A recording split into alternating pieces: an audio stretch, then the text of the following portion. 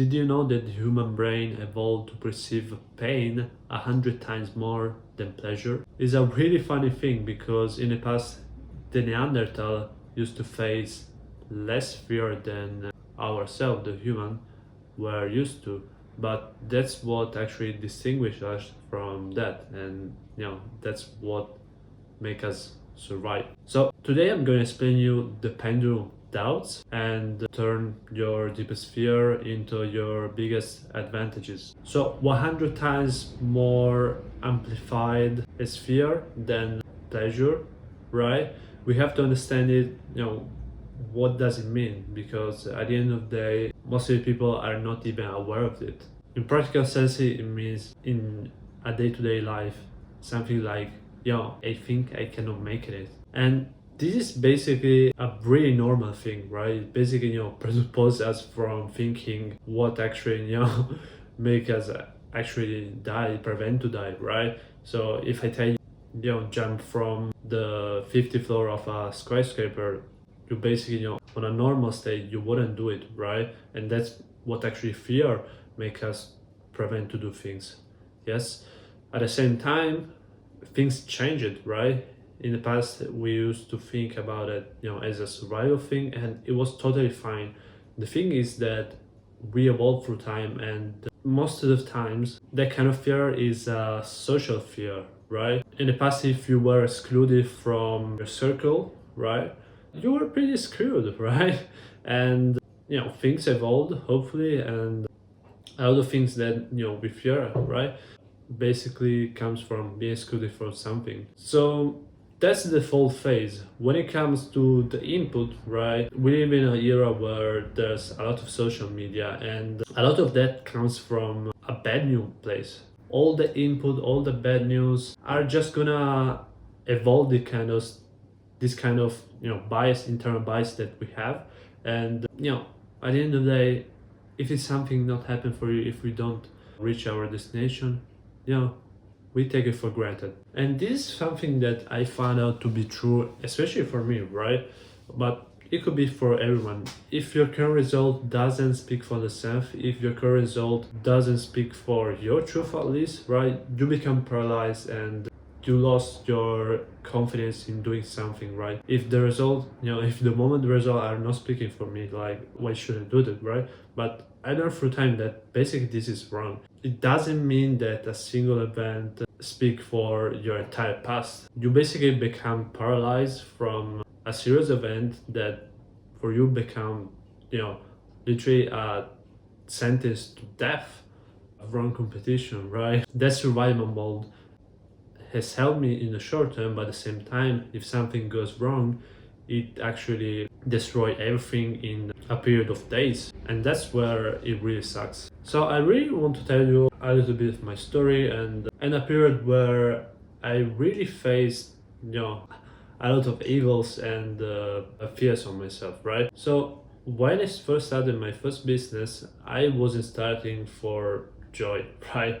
I was starting for desperation, and the reason behind it because there was some financial issues, and at the same time I had to stop fencing. That was the sport that I love the most. I spent, I think, 2021 to 2024 most of my time for fencing, right? If you ask the people around me or even at school, they would say this person is a little bit crazy on himself, right? So that was a really crushing moment so for me, and for a period I would say that I was really shitting my pants, and that I really think that led me to a really period of isolation, right? And this term isolation, I think, it has been very used in a wrong way in this century, right? But for myself, that I'm very natural introvert for myself, I really felt I shined for myself for a period, for my parents, for my friends,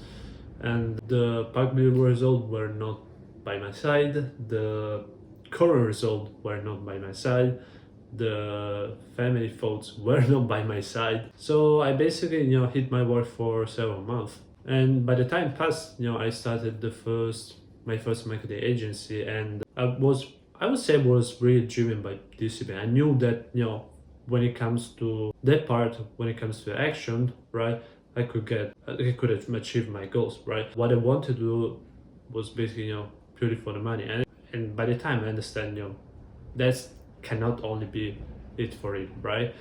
But that was what I was thinking at 18, 19, right? So I made around 50,000 cold calls. And basically, if you don't know what a cold call is basically, calling out a person without knowing us personally and try to pitch them about, something. In my case, what was wherever, like meeting on a Zoom call, and at the end of the day, try to close them. I was really stuck because my English wasn't as fluent. I was talking to people I didn't knew exist before, right? And basically I was just purely relying on my discipline to hit the 10K a month in pure profit for several months. But at the same time, the one thing that I understood that was really working for me is understanding a really profound concept that basically doing what you fear can lead to a really right path for you. Doing what you fear can literally turns out to be one of the most valuable tools that a man can have.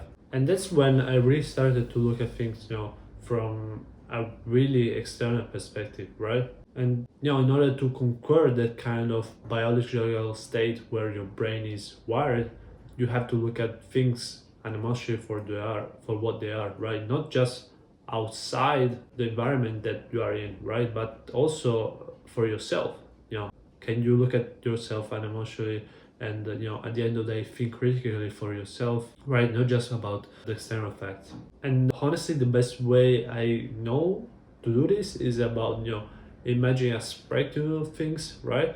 On one side, look at the best possible outcome, right? What is the best case scenario? And on the other side, what is the worst case scenario, right? On the possibility of spectrums, on the spectrum of possibility that there's. At the end of the day, the worst thing that could happen most of the time is like death, right? It's not even near death, right? And the best possible outcome is about something that literally can turn out your life in a good way. So to summarize, I just want to tell you that your brain is biologically wired to feel fear, literally 1,100 times more than pleasure. So that when you hit rock bottom or feel a kind of shame or isolated, wherever it is, right? What helped me the most was look at things real objectively in order to see what are the worst possible outcomes and the best outcomes. So in practical, just take a piece of paper and draw lines where you have the best possible outcome and the worst possible outcome, right? Now just write it down what can be these kind of best scenarios, right? And the worst scenario. And you will basically understand that death isn't the case. And probably you will actually understand, I wish I knew these literary things before, right? So if you want to dominate your sport from your inner, join to my newsletter in the link down below. And I see you on the next one.